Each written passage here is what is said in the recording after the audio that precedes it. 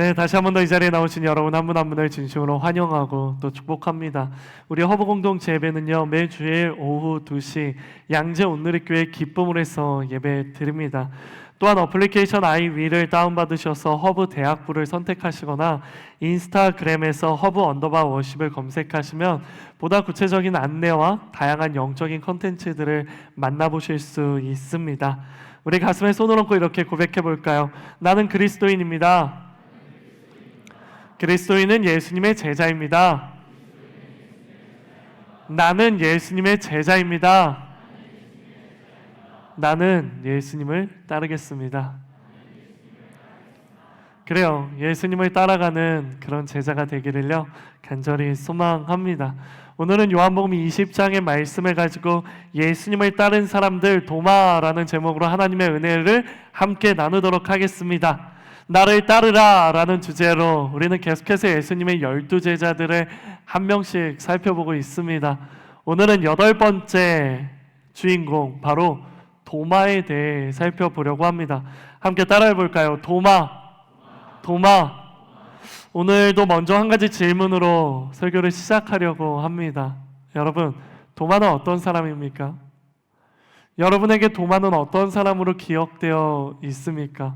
성경의 도마는 어떠한 내용들이 기록되어 있습니까? 이 질문에 대한 대답을 하기 위해서요, 우리는 성경으로 돌아가서요, 성경에서 도마에 대해 기록하고 있는 부분들을 조금 살펴보고자 합니다. 성경 속에 도마에 대한 기록이 어디에 나오는 줄 혹시 아십니까? 도마라는 이 기록이 어디에 나오는 줄 아십니까? 맞아요. 물론 도마는 예수님의 제자이기 때문에 사복음서 모두 도마에 대해 기록하고 있어요. 하지만 여기서 꼭 말씀드리고 싶은 것은요, 공간복음, 마태, 마가, 누가 복음에는요, 단순히 도마의 이름만 등장한다라는 것이에요. 바로 예수님의 12제자를 나열할 때 그 12명 중 한 사람, 바로 도마의 이름이 등장할 뿐, 도마의 어떠한 고백이나 도마의 어떠한 구체적인 모습에 대해서는 기록하고 있지 않다라는 것이에요. 마태복음 10장, 마가복음 3장, 그리고 누가복음 6장에서 12제자의 명단이 기록되어 있을 때 단순히 도마의 이름만 언급할 뿐 더 이상 도마에 대한 내용은 기록하지 않습니다. 하지만 우리가 오늘 살펴보는 요한복음에서는요, 도마의 성격이나 혹은 도마의 신앙이 드러나는 핵심적인 장면들을 여러 군데에서 묘사하고 있는 거예요. 그중 특별히 도마의 대사가 있는 부분은요, 크게 세 부분입니다. 먼저 첫 번째로 요한복음 11장 16절 도마의 대사입니다. 우리 함께 읽어볼까요? 시작. 그러자 디두모라고도 하는 도마가 다른 제자들에게 말했습니다. 우리도 주와 함께 죽으러 가자. 아멘. 요한복음 11장은요, 예수님께서 죽은 나사로를 살리시기 위해 다시 한 번 더 유대로 가자고 제자들에게 이야기하셨을 때 도마가 예수님에게 보인 반응이에요. 도마가 이렇게 대답한 것은요, 이상한 게 아니에요. 예수님은 나사로를 살리러 가겠다고 말씀하시는데 도마는 그런 예수님의 이야기에 우리도 주와 함께 죽으러 가자라고 이야기하고 있는 것이죠. 왜냐하면 나사로가 살고 있는 유대는요, 예수님을 핍박하고 예수님을 죽이기 위해 혈안이 되어 있는 유대 종교 지도자들이 있는 곳이었어요. 그렇기 때문에 나사로를 살리기 위해 다시 위험한 유대로 돌아가자는 예수님의 이야기를 듣고 도마의 이 대답은요, 그리 오바스러운 대답이 아닙니다. 실제로 유대에 가서 종교 지도자들에게 붙잡혀 죽임 당할 수도 있는 상황이기 때문에 도마는 그렇게 이야기한 것입니다. 이 부분을 통해 우리가 알 수 있는 것은 도마의 충성심을 알 수 있습니다. 이 부분을 통해 우리가 알 수 있는 것은 도마의 결단력을 알 수 있습니다. 그렇습니다. 도마의 첫 번째 특징, 그는 예수님을 향한 충성심을 가진 사람이었다. 자신의 목숨까지도 주와 함께 죽겠습니다 고백할 만큼 예수님을 향한 충성을 가진 사람이었다라는 것을 우리는 발견할 수 있습니다. 다음 두 번째, 요한복음 14장 5절의 말씀도 우리 함께 읽어볼까요? 시작. 도마가 예수께 물었습니다. 주여, 저희는 주께서 어디로 가시는지 그 길을 어떻게 알겠습니까? 아멘. 자, 요한복음 14장은요, 예수님께서 붙잡히시기 전날 밤, 바로 예수님께서 예루살렘에서 제자들과 마지막 만찬을 나누실 때 나눈 대화 중 일부입니다. 그거 아십니까? 요한복음에서는요, 예수님과 제자들의 마지막 만찬에 대해서요, 굉장히 길게 기록하고 있습니다. 마태, 마가, 누가는 마지막 만찬에 대해서 비교적 짧게 묘사하지만 요한복음에서는 그 하루 전날 밤의 마지막 만찬에 대해서 굉장히 길게 다루고 있습니다. 무려 요한복음 13장부터 시작해서요, 요한복음 17장까지의 내용이 모두 예수님이 붙잡히시기 전날 밤 제자들과 마지막 만찬을 하실 때 나눈 이야기들을 기록하고 있는 거예요. 요한복음 13장에 예수님은 제자들의 발을 씻기십니다. 그리고 유다가 배신할 것에 대해서 이야기하십니다. 그리고 베드로가 예수님을 3번 부인할 것이라는 것도 이야기하십니다. 물론 예수님께서 붙잡히게 되어 죽게 될 것이라는 것도 제자들에게 말씀하십니다. 그렇기 때문에 제자들은 이미 불안하고 혼란스러운 상태였을 거라는 것을 추정할 수 있어요. 바로 그때 요한복음 14장 1절에서 3절을 통해 우리가 알 수 있는 것은 예수님께서 제자들에게 또 이렇게 말씀하시는 거예요. 내가 가서 너희가 있을 곳을 마련할 거야. 내가 어딘가에 갈 건데 내가 그곳에 가는 이유는 너희가 있을 곳을 마련하기 위해 가는 거야 라는 말씀을 하시는 거예요. 이 말씀을 전혀 이해하지 못한 제자들은요, 예수님께서 너희를 위해 어떠한 거처를 마련하러 간다라는 게 아니라 그냥 예수님께서 우리를 떠나 어디로 가신다는 거에 꽂히게 된 거예요. 그 말씀을 전혀 이해하지 못했기 때문에 예수님이 어디에 가시는지 그 간다에 꽂힌 거예요. 그래서 도마가요, 그런 예수님에게 묻는 겁니다. 그게 바로 우리가 방금 읽은 요한복음 14장 5절이에요. 주여, 저희는 주께서 어디로 가시는지 알지 못하는데 그 길을 어떻게 알겠습니까? 예수님, 솔직히 잘 모르겠어요. 예수님이 어디 가시는지도 모르겠고 그 길이 무슨 길인지도 모르겠어요. 그 길이 뭔지 모르는데 내가 어떻게 그 길을 따라갈 수 있겠습니까? 도마는 예수님에게 자신의 솔직한 마음을 이야기한 거예요. 매우 솔직한 질문입니다. 모르는 것을 있는 그대로 모른다고 말하는 것은요, 결코 쉬운 일이 아닙니다. 하지만 도마는요, 모르는 것을 솔직하게 있는 그대로 모른다라고 예수님에게 지금 말하고 있는 거예요. 이러한 도마의 솔직한 질문에 예수님이 무엇라 대답하시는 줄 아십니까? 그 유명한 예수님의 선언, 나는 길이요 진리요 생명이니 나를 통하지 않고서는 아버지께로 올 사람이 없다. 바로 요한복음 14장 6절에서 도마의 이러한 솔직한 질문에 예수님은 이렇게 대답하시는 것입니다. 즉, 도마의 솔직한 질문이 없었다면 예수님의 이 위대한 선언도 없었다라는 것이죠. 이를 통해 우리가 알 수 있는 도마의 두 번째 특징, 그는 매우 솔직한 사람이었다라는 것이에요. 그리고 마지막 세 번째, 오늘 본문 말씀이죠. 요한복음 20장 25절의 말씀을 큰 목소리로 읽어볼게요. 시작. 그래서 다른 제자들이 그에게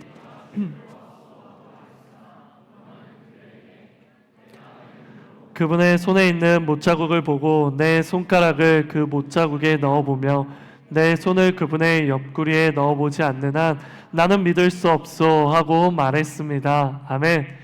그래요. 마지막 세 번째 도마의 대사가 있는 것은요, 우리가 오늘 집중적으로 살펴보고 싶은 요한복음 20장의 내용입니다. 예수님의 부활에 대한 부활한 이후 다른 제자들의 말에 도마는 직접 눈으로 확인하지 않고서는 믿을 수 없다라고 고백하는 이 부분을 살펴보고 싶은 거예요. 이 본문을 통해 우리가 알 수 있는 도마의 세 번째 특징은 무엇이냐? 그는 의심이 많은 사람이었다라는 것입니다. 그래요. 요한복음을 통해 바로 도마의 대사, 또 도마의 이야기를 통해 우리가 발견할 수 있는 도마의 특징은 세 가지입니다. 첫 번째, 도마는 예수님을 향한 충성심을 가지고 있었으며, 두 번째, 도마는 모르는 것을 모른다고 말할 수 있는 솔직한 사람이었으며, 또한 세 번째, 도마는 의심이 많은 사람이었다라는 것이 바로 도마의 특징, 성경에서 보여주는 도마의 특징입니다. 이것을 통해, 바로 이러한 기록을 통해 우리가 도마가 어떤 사람인지를 알 수 있는 거예요.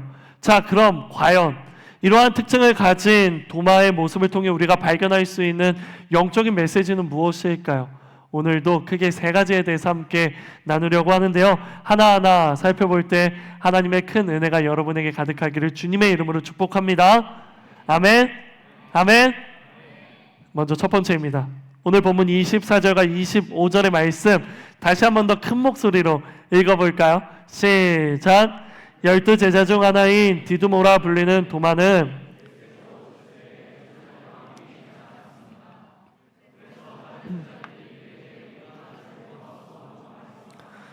도마는 그들에게 내가 내 눈으로 그분의 손에 있는 못자국을 보고 내 손가락을 그 못자국에 넣어보며 내 손을 그분의 옆구리에 넣어보지 않는 한 나는 믿을 수 없소 하고 말했습니다. 아멘. 자, 24절과 25절의 말씀의 때는요, 예수님께서 십자가에 죽으신 이후의 기록이에요. 과연 예수님이 죽으신 후 제자들은 무엇을 하고 있었을까요? 도마를 포함한 제자들은 무엇을 하고 있었을까요? 그들은 예수님의 죽음을 보고 예수님을 따라 그 길을 걷고 있었죠? 아닙니다. 예수님이 죽으신 이후 제자들은 무엇을 하고 있었느냐? 오늘 본문 앞에 요한복음 20장 19절 상반절을 보면요, 우리는 명확하게 발견할 수 있어요. 요한복음 20장 19절 상반절은 이렇게 기록합니다. 그날 곧 그 주간에, 이거는 예수님이 죽으신 것을 말하는 거예요. 예수님이 죽으신 그날 곧 그 주간의 첫날 저녁에 제자들은 유대 사람들을 두려워해 문들을 걸어 잠그고 모여 있었다라고 성경은 기록하고 있는 거예요. 그래요. 예수님이 십자가에 죽으셨지만 3일 만에 부활하신 그날 그 저녁에 제자들은요, 유대 종교 지도자들이 두려워서요, 문을 걸어 잠그고 숨어 있었다라고 성경은 기록하고 있습니다. 하지만 바로 그때 부활하신 예수님께서요, 그 문을 걸어 잠그고 있는 그곳으로 가시는 거예요. 하지만 안타깝게도 그곳에 예수님의 제자들은 있었지만 예수님의 또 한 명의 제자였던 도마는 그곳에 없었습니다. 왜 없었느냐? 그것에 대해서는 성경에서 기록하고 있지 않아서 정확히 알 수는 없지만 무튼 그곳에 도마는 없었습니다. 그렇게 부활하신 예수님께서 제자들을 만나시고 그곳을 떠나시자 그 이후에 도마가 그곳으로 돌아오게 된 거예요. 그리고 도마를 향해 다른 제자들이 말하는 거죠. 우리가 예수님을 만났다. 예수님께서 십자가에 죽으셨지만 부활하셨다. 그리고 그 부활하신 예수님이 우리를 찾아오셨고 우리가 예수님을 만났다라고 이야기하는 겁니다. 하지만 이러한 말에 도마는 믿지 못하는 거예요.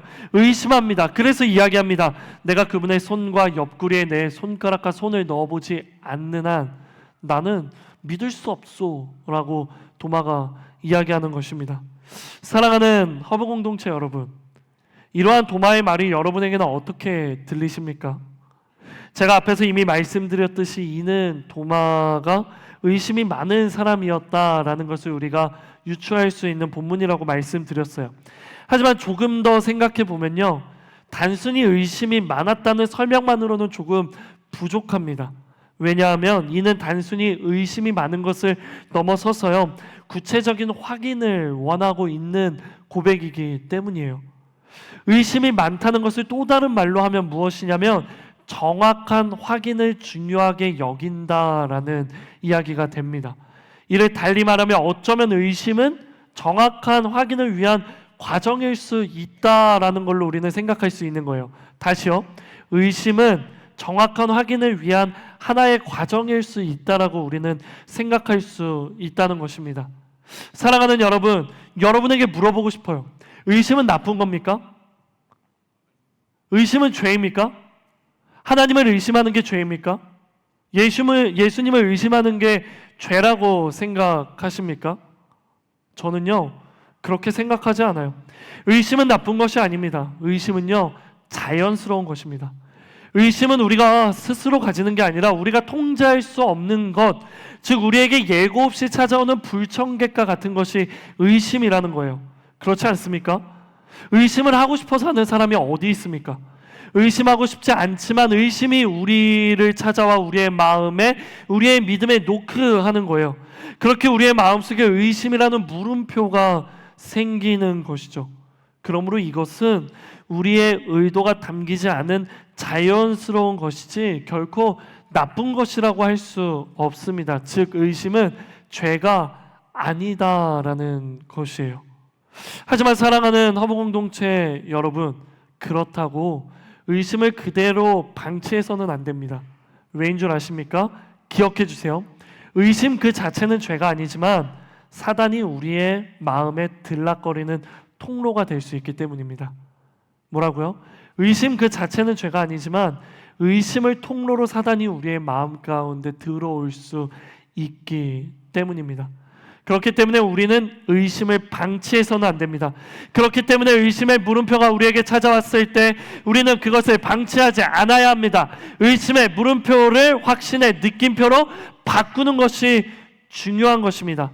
그렇게 된다면 오히려 우리를 찾아온 의심들이 확신으로 변하게 되어 우리의 믿음이 더 강하고 견고하게 바뀌게 될 것이다 라는 것이죠.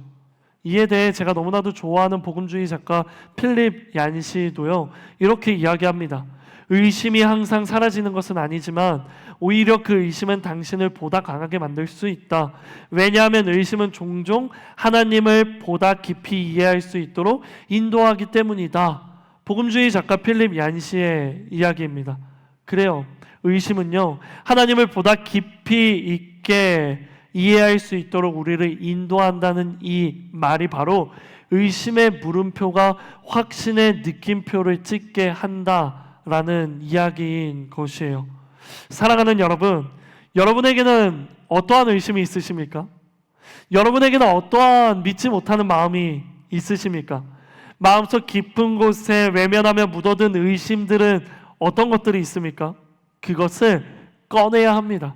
도마처럼 솔직하고 용기 있게 꺼내야 합니다. 도마의 성장은 바로 자신의 마음에 찾아온 의심의 물음표를 묻어두는 게 아니라 꺼냈을 때 도마의 성장이 있던 것이었어요. 바로 여기서 우리는 첫 번째 영적인 메시지를 발견하게 됩니다. 기억해 주실래요? 첫 번째 영적인 메시지, 묻어두는 외면보다는 물어보는 용기가 필요하다라는 것이에요. 따라해 볼까요? 묻어두는 외면보다 물어보는 용기가 필요합니다. 그래요. 의도치 않게 찾아온 의심을 꺼내야 하는 거예요. 마음속 깊은 곳에 계속해서 외면하며 묻어둔다면 그 의심은 언젠가 우리의 믿음의 뿌리 뽑는 바로 회의감이 될 수 있기 때문입니다. 그러기 전에 우리는 그 의심을 다시 꺼내고 다시 파내어 그것들을 들고 하나님께 나아가야 한다라는 것이에요. 여기서 분명하게 짚고 넘어가고 싶은 것은요, 그 의심들은 하나님 앞에 꺼내놔야 한다라는 것입니다. 사람들에게 꺼내는 것이 아니라, 나의 친구들에게 꺼내는 것이 아니라 하나님 앞에 우리의 의심을 꺼내야 한다라는 것이죠. 우리의 문제가 무엇인 줄 아십니까? 하나님 앞에 솔직하지 못하고 사람들 앞에서 지나치게 솔직하다는 것이 우리의 문제입니다. 하나님 앞에 기도할 때는 의심이 없는 것 마냥 견고한 믿음을 소유한 사람인 마냥 하나님 앞에 기도합니다. 하지만 뒤돌아서서 친구들과 만났을 때에는 우리의 마음을 너무나도 솔직하게 이야기합니다. 난 솔직히 하나님이 믿겨지지 않아. 난 솔직히 예수님의 복음이 믿겨지지 않아. 난 솔직히 예수님이 진짜 부활하신지 잘 모르겠어. 하나님 앞에서는 내가 이걸 믿습니다 고백하지만 사람들 앞에서는 지나치게 솔직하게 우리의 마음을 이야기하는 것이죠. 하나님께는 우리의 의심을 꺼내놓지 못하면서 우리 주변의 사람들에게 우리의 의심을 너무나도 솔직하게 꺼냈을 때 생기는 문제점이 무엇인 줄 아십니까? 주변 사람까지 회의감을 가지게 만들고 주변 사람까지 마음을 어렵게 만든다라는 것이에요. 사랑하는 여러분, 물론 동역자들에게 나의 고민과 나의 갈등에 대해 이야기하는 거 너무 중요하죠. 하지만 그것이 지나치면요, 주변 동역자들에게도 좋지 않은 영향력을 주는 거예요. 그러니 하나님 앞에서 더 엎드려 용기 있게 솔직하게 물어보십시오. 이것이 우리의 첫 번째 단계인 것이에요. 그렇게 우리의 의심을 솔직하게 꺼내어서 하나님 앞에 엎드려서 물어본다고 해서요, 하나님께서 이 믿음 없는 자야, 어찌하여 너는 의심하느냐 하며 우리를 정죄하시거나 우리에게 실망하시지 않는다는 것을 기억하시기 바랍니다. 오히려 하나님은 갈등하는 우리의 마음을 위로하시며 토닥이실 것이고요, 우리에게 찾아온 의심을 확신으로 바꾸기 위해 하나님께서 일하실 것입니다. 그러니 이 시간 축복합니다. 나는 여기 있는 우리 모두에게 의심이 찾아왔을 때 묻어두는 외면보다는 물어보는 용기가 있게 되기를 주님의 이름으로 축복합니다. 나는 여기 있는 우리 모두가 하나님 앞에 그 의심을 솔직하게 꺼냈을 때 하나님께서 우리의 의심을 확신으로 바꿔주는 은혜가 가득하기를 주님의 이름으로 축복합니다. 그러기 위해 하나님 앞에 솔직하게 엎드려 물어보는 사람, 기도하는 사람, 바로 그 기도를 통해 하나님과 더 깊이 소통하는 그런 사람들 되기를 주님의 이름으로 축복합니다.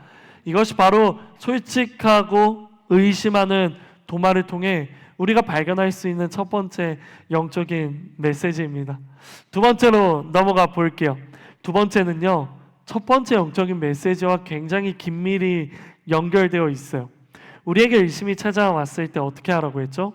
묻어두지 말고 그것을 꺼내어 하나님께 물어보라고 말씀드렸죠. 왜? 우리가 그걸 물어보았을 때 하나님께서 우리의 마음을 어루만지시며 일하시기 시작한다라고 말씀드렸잖아요. 그럼 질문입니다. 하나님은 어떻게 일하실까요? 하나님은 어떤 일을 하실까요? 오케이, 묻어두는 건 알겠는데 꺼내서 하나님 앞에 기도했을 때고 어떻게 하나님께서 일하시는데? 라는 질문이 우리 머릿속에 드는 거예요. 바로 이 부분에 대해 살펴보기 위해 이어지는 26절과 27절의 말씀을 읽어보도록 하겠습니다. 시작! 8일 후에 예수의 제자들이 다시 그 집에 모였고 도마도 그들과 함께 거기 있었습니다. 문이 잠겨 있었는데 예수께서 돌아와 그들 가운데 서서 말씀하셨습니다. 너희에게 평강이 있을지어다. 그러고 나서 예수께서 도마에게 말씀하셨습니다. 내 손가락을 이리 내밀어 내 손을 만져보고 내 손을 내밀어 내 옆구리에 넣어보아라. 그리고 믿음 없는 사람이 되지 말고 믿는 사람이 되라. 아멘. 자, 예수님께서 부활하신 날 저녁 제자들이 모여있는 곳에 찾아오신 그 예수님께서요, 8일 후에 다시 한번 제자들이 있는 곳으로 찾아오십니다. 왜죠? 바로 도마를 만나기 위함이에요. 도마를 포함한 제자들이 있는 곳으로 다시 찾아오셔서요, 예수님은 말씀하시는 거예요. 그게 바로 27절이에요. 네 손가락을 내 손에 내 옆구리에 넣어봐. 그래서 믿음 없는 사람 되지 말고 믿는 사람이 되라 라고 예수님은 도마를 향해 이야기하시는 거죠. 그러자 도마는 무엇라 대답합니까? 28절에 이렇게 기록해요. 도마가 예수께 대답했습니다. 내 주이시며 내 하나님이십니다. 뭐라고 고백했다고요? 내 주이시며 내 하나님이십니다. 예수님이 살아나신 것이 맞습니다. 내가 그것을 이제는 믿습니다. 그래요. 예수님께서 도마에게 찾아온 의심의 물음표를 확신의 느낌표로 바꾸어 주신 것이에요. 어떻게? 두 가지 구체적인 모습을 통해서, 먼저 첫 번째, 예수님께서는 의심하는 도마에게 먼저 찾아오신 것이에요. 그리고 두 번째, 예수님은 도마가 가진 의심의 본질을 꿰뚫으시며 그 의심을 완전한 확신으로 바꾸어 주시는 것입니다. 이것이 바로 물어보는 용기를 가지고 하나님 앞에 엎드린 사람들을 향해 하나님께서 일하시는 모습이라는 것이에요. 바로 이 부분에서 우리는 두 번째 영적인 메시지를 발견하게 돼요. 기억해 주실래요? 하나님은 결코 우리를 외면하지 않으신다라는 것입니다. 우리를 외면하지 않으시는 하나님이시기에 하나님은 다시 한 번 더 우리를 찾아오십니다. 그리고 하나님은 우리가 가진 마음과 문제를 깨뜨려 보시며 그 마음의 문제를 어루만지십니다. 여기서 어루만진다라는 것은 우리의 마음의 흔들림과 문제의 본질을 찌르시며 그것을 터뜨리시고 우리에게 확신과 평안을 주신다라는 것을 의미하는 거예요. 성경을 보십시오. 예수님께서 먼저 찾아오시는 장면은요, 우리가 너무나도 많이 살펴볼 수 있습니다. 그런데 예수님이 어떤 사람들을 찾아가십니까? 믿음이 견고한 사람, 하나님 앞에 흔들리지 않는 사람, 하나님을 온전히 따르는 사람들만 예수님이 먼저 찾아가시는 게 아니에요. 성경을 보십시오. 예수님이 찾아가시는 사람들은요, 오히려 믿음이 연약한 사람들입니다. 오히려 예수님을 따르지 않는 사람들입니다. 오히려 예수님을 외면하고 예수님을 버리고 도망간 사람들이에요. 대표적으로 누가 있습니까? 바로 여전히 세간에 앉아있는 마태를 먼저 찾아오신 예수님, 우리가 지난주에 살펴보았죠. 그리고 예수님을 3번씩이나 부인하고 후회하고 있는 베드로에게 먼저 찾아가시는 예수님이에요. 그리고 오빠 나사로가 죽었을 때 슬퍼 울고 있는 마리아와 마르다를 찾아가시는 예수님의 모습도 그러합니다. 더 본질적으로 이야기해 볼까요? 예수님은 죽음의 길을 걷고 있는 우리에게 인간의 몸을 입고 먼저 찾아오시는 분이십니다. 기억하십시오. 예수님은 우리를 먼저 찾아오시는 분입니다. 그리고 결코 우리를 외면하지 않으시는 분입니다. 사랑하는 여러분, 여러분들이 가지고 있는 의심은 무엇입니까? 여러분의 가지고 있는 문제나 상처는 무엇입니까? 그것이 무엇이든 하나님은 결코 외면하지 않으십니다. 이사야서 42장 3절 423 42장 3절에 기록된 것처럼 우리의 상한 마음을 꺾지 않으시고 꺼져가는 믿음의 등불을 끄지 않으시는 분이 바로 우리의 창조주이신 하나님이요 우리를 구원하신 예수님이라는 것이에요. 이 시간 축복합니다. 이러한 축복이 있기 원하시는 분들 아멘으로 화답하십시오. 저는 도마를 찾아가신 예수님께서 도마가 가진 의심의 본질을 깨뜨리며 말씀하신 그 예수님께서 여러분에게도 찾아가게 되기를 주님의 이름으로 축복합니다. 그리고 여러분을 찾아가는 예수님을 만나 여러분이 가진 의심, 문제, 상처 그 모든 것들이 회복되기를 주님의 이름으로 축복합니다. 이것이 바로 솔직하고 또 의심 많은 도마를 통해 우리가 함께 나누고 싶은 두 번째 영적인 메시지예요. 그렇다면 마지막 세 번째는 무엇일까요? 그렇게 일하시는 하나님의 일하심에서 중요한 것이 하나가 더 있습니다. 그것은 바로 하나님께서 외면하지 않고 일하실 때까지 어느 정도의 시간이 필요하다라는 거예요. 오늘 본문을 보십시오. 26절은 이렇게 기록하죠. 8일 후에 예수의 제자들이 다시 그 집에 모였고 도마도 그들과 함께 거기 있었습니다. 문이 잠겨 있었는데 예수께서 들어와 그들 가운데 서서 말씀하셨습니다.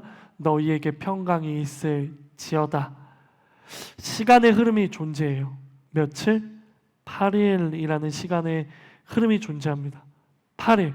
그것이 바로 예수님께서 의심하는 도마를 확신하는 도마로 바꾸기 위해 예비하신 시간이라는 것입니다.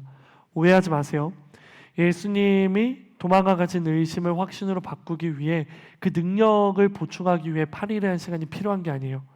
예수님은요 도마에게 8일이라는 시간을 허락하셨어요. 왜? 그 8일 동안 도마에게 치열하게 고민해보라고, 치열하게 생각해보라고, 치열하게 내게 나와 기도해보라고. 예수님은 도마에게 그래서 8일이라는 시간을 예비하신 거예요. 그리고 그 8일이라는 시간의 때가 차게 되었을 때 예수님은 도마를 찾아가시고요. 도마의 문제와 어려움을 해결해 주신 것이에요. 여기서의 핵심은 그 때란 바로 하나님의 때라는 것이에요. 사랑하는 허브 공동체 여러분, 우리에게도요 수많은 흔들림이 있죠. 우리에게도 수많은 문제가 있죠. 우리의 마음속에도 수많은 의심들이 있고 회의감들이 있어요. 여전히 풀리지 않는 수많은 의심과 궁금증들이 우리의 마음속에, 우리의 머릿속에 가득합니다. 이 모든 문제들이 언제 해결되느냐, 언제 하나님께서 우리의 흔들림, 우리의 문제, 우리의 상처, 우리의 의심을 어루만지시며 평안과 확신을 주시느냐, 기억하십시오. 우리가 알지 못하는 하나님의 때라는 것이에요. 그렇다면 여기서 이런 질문이 들지 않아요? 하나님의 때를 알지 못하는 우리는 이제 어떻게 해야 하는가? 하나님의 때를 알지 못하는 우리는 어떻게 해야 하는가? 여기서요, 많은 사람들이 오해하고 실수하는 게 뭔지 아세요? 하나님의 때를 알지 못하기 때문에 하나님 앞에 엎드려 기도하는데 이렇게 기도하는 거예요. 하나님, 하나님의 때가 언제인지 알려주세요.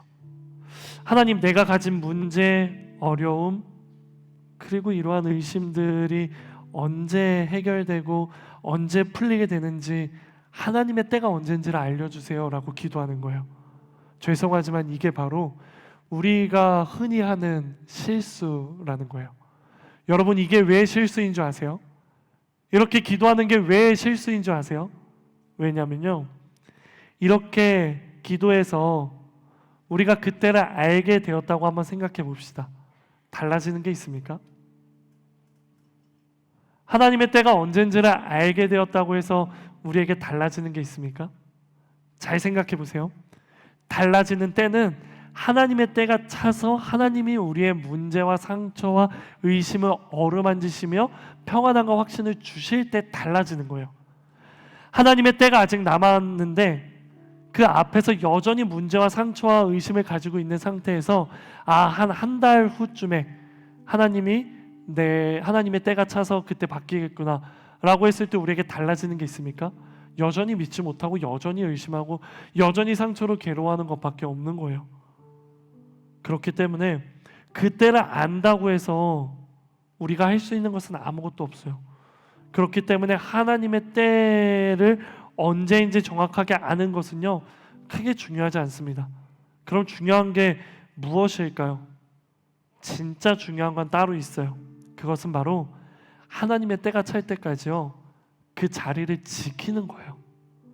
하나님의 때가 찰 때까지 그 자리에서 벗어나지 않는 게 중요합니다. 예수님께서 부활하셨다는 말을 들은 도마는 나는 그것을 믿을 수 없어 라고 이야기했지만 8일 동안 여전히 그 자리에 있었습니다. 여전히 그 자리에서 제자들의 이야기를 들으며 그 자리에 있었어요. 그 자리에 있었기 때문에 8일 후에 예수님의 때가 찼을 때 다시 그곳에 찾아오는 예수님을 도마는 만날 수 있었던 거예요. 사랑하는 여러분, 우리가 오늘 성경을 통해 발견할 수 있는 마지막 세 번째 영적인 메시지는 바로 여기에 있습니다. 하나님의 때가 찰 때까지 포기하지 마십시오라는 거예요. 그래요. 이것이 바로 우리의 의심의 물음표가 확신의 느낌표로 바뀔 수 있는 유일한 방법입니다. 이것이 바로 우리에게 찾아온 모든 상처와 갈등과 고민과 근심과 걱정과 의심이 평안함으로 바뀌고 확신으로 바뀔 수 있는 유일한 방법이라는 것이에요. 아무리 믿음이 견고해 보이는 사람이라고 할지라도 때로는 흔들릴 수 있습니다. 때로는 넘어질 수 있습니다. 때로는 의심이 찾아와 괴로워할 수 있습니다. 하지만 괜찮습니다. 흔들리면 하나님의 때가 차할 때까지 그 자리에 버티고 서 있을 때 흔들릴지라도 다시 중심을 잡으면 되는 거예요. 넘어질지라도 다시 일어나면 되는 거예요. 하지만요, 포기하고 그 자리를 떠나면요, 예수님을 만나지 못하는 거예요. 포기하고 그 자리를 떠나면 나의 의심이 내 마음을 점령하게 되는 거예요. 포기하면 거기서 끝이에요. 어떤 일도 일어나지 않아요. 어떠한 변화도 생기지 않는다라는 거예요. 그렇기 때문에 소망을 가지고 있는 그리스도인들은, 변화를 간구하는 그리스도인들은 절대로 포기해서는 안 되는 것입니다. 때로는 의심이 찾아오고, 때로는 회의감이 찾아오고, 때로는 지치고 소진되는 번아웃이 찾아와도 그래도 그 자리를 지키며 서 있을 때 결국 하나님의 때가 찹니다. 그리고 그때 여러분에게 다가오시는 예수님을 다시 만나게 됩니다. 그리고 예수님을 다시 만났을 때 예수님은 우리를 괴롭히던 의심, 회의감, 지치고 소진된 모든 것들을 변화시켜 주시는 거예요. 회복시켜 주시는 거세요. 다시금 일어나게 하시는 거예요. 예수님은 말씀하시는 거예요. 나의 사랑, 나의 어여쁜 자야, 일어나 함께 가자. 함께 가자. 함께 가면 너희 마음 가운데 있는 의심이 사라질 거야. 내가 너의 손을 붙들고 걸어가면 너에게 있는 모든 근심과 걱정들은 사라질 거야. 왜? 내가 그 근심과 걱정보다 더 크기 때문이야. 너가 가진 의심의 물음표 내가 확신의 느낌표로 바꿔줄 것이기 때문이야. 그러니까 나와 함께 가자. 그 함께 가자는 예수님의 말씀을 듣기 원하십니까? 그렇다면 한 가지 방법밖에 없어요. 그 자리를 떠나지 않는 거예요. 괴로울지라도, 힘들지라도, 정말 이 자리를 떠나고 싶을지라도 그 자리를 지키는 방법밖에 없는 거예요. 왜냐하면 하나님은 결코 여러분을 포기하지 않으시고 외면하지 않으시는 신실하고 자비로우신 분이기 때문입니다. 그러니 사랑하는 허브 공동체 여러분, 제가 설교를 준비하며 여러분에게 너무 하고 싶은 말이 있었어요. 그게 바로 이거예요. 의심이 찾아와도, 몸과 마음이 힘들어도, 수많은 고민과 걱정이 있을지라도 어디 가지 마십시오. 여러분이 너무 힘들고 포기하고 싶을지라도 끝까지 힘을 내어 여기에서 같이 치열하게 발버둥치며 하나님 앞에 머물러 주십시오. 그게 여러분이 할 수 있는 최선의 방법이고, 그게 하나님이 여러분에게 원하시는 것들입니다. 그러면 하나님께서 여러분을 찾아오실 거예요. 그리고 여러분의 마음의 문을 여시면서, 노크하지 않으세요. 그냥 마음의 문을 벌컥 여시면서, 잘 기다리고 있었니? 힘들었지? 그 힘든 시간도 나중에 돌이켜보면 너에게 중요한 시간이 될 거야.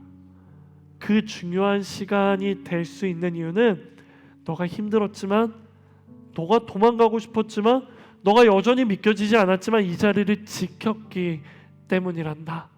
하나님은 말씀하시는 거예요. 그러면서 하나님께서는 그런 여러분 한 사람 한 사람에게 진정한 기쁨과 평안 속에서 하나님을 찬양하고 또 하나님을 예배케 하실 것이란 이야기입니다. 제가 너무 좋아하는 시가 있어요. 그 시는 바로 흔들리지 않고 피는 꽃이 어디 있으랴 라는 시예요. 여러분 다 아시죠? 흔들리지 않고 피는 꽃이 어디 있으랴. 세상의 모든 아름다운 꽃도 다 흔들리면서 피었나니. 도종환 시인의 시죠. 그래요. 이 세상에 우리가 봤을 때 정말 예쁘다 보이는 그 꽃들도요, 다 흔들리면서 폈습니다. 여러분들은 청년의 때에 흔들리면서 나아가게 될 거예요. 때로는 넘어지기도 할 거예요. 때로는 의심이 가득 차서 하나님을 외면하고 싶은 순간도 올 거예요. 그리고 예배에 와도 은혜가 없고, 찬양을 불러도 은혜가 없고, 말씀을 들어도 은혜가 없고, 기도를 해도 기도가 되지 않는 그러한 순간들을 반드시 경험할 거예요. 그때 어떻게 해야 되느냐?